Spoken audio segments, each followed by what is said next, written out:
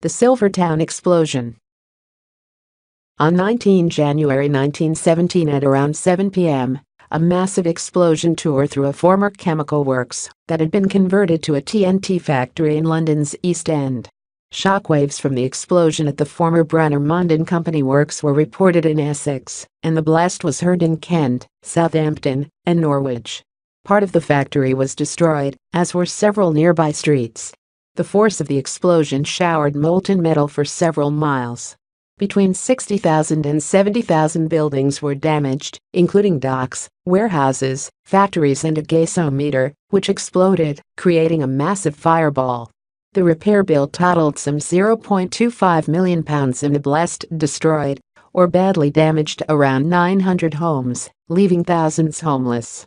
73 people were killed, including firemen from the nearby station, dockers, Brunner Mond employees and children asleep in their beds.